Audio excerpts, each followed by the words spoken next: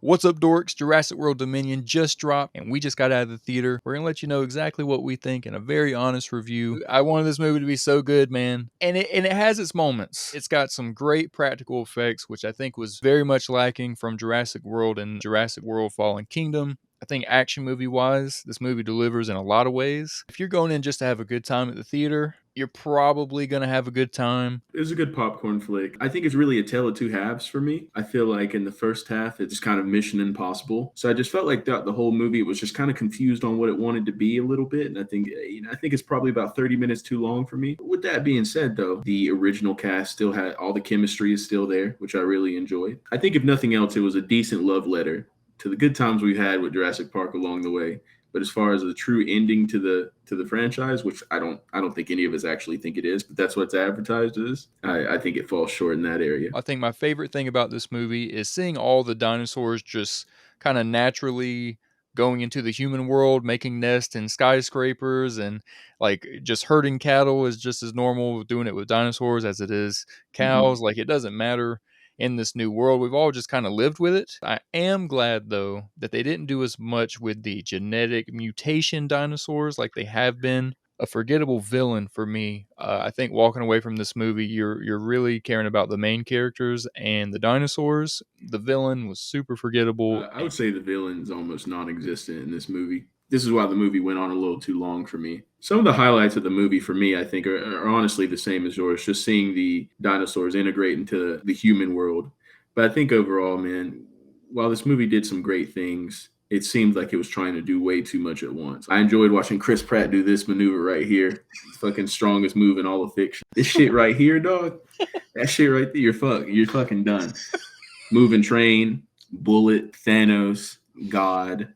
Doesn't matter. He hits you with that shit right there, dog. So just seeing this fucking the hardest move in all of fiction used so heavily throughout was great, I guess. But you know what though? I will say, even though we talked a little bit of shit about the Mission Impossible knockoffs in the first half of the movie, the chase scene on the dirt bike was pretty fun in my opinion. It was nice to have someone else take some of the action away from Chris Pratt and the Kayla Watts character, the pilot. I like the Kayla Watts character. Maybe it's performance because I thought she was very funny, very cool, super charismatic.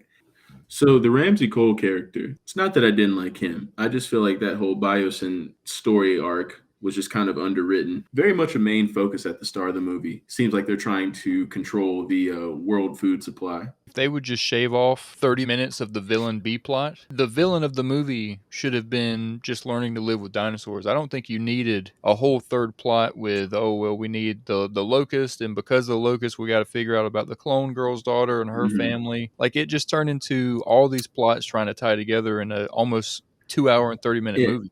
To me, it seemed like it was trying to be way too many things when, first and foremost, the concern should always be being a good dinosaur movie. And last but not least, my biggest gripe with these new Jurassic Park movies, the dinosaurs aren't scary anymore. It's not to say they aren't a viable threat, but to me, they seem almost more adversarial. They make it seem almost like they're on an even playing field unless we're looking at the T-Rex.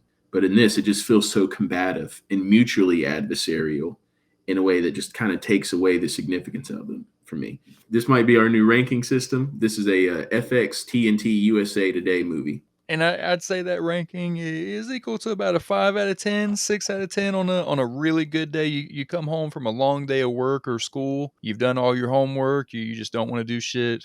Jurassic World Dominion's on. It's halfway through. You want to watch that chase sequence?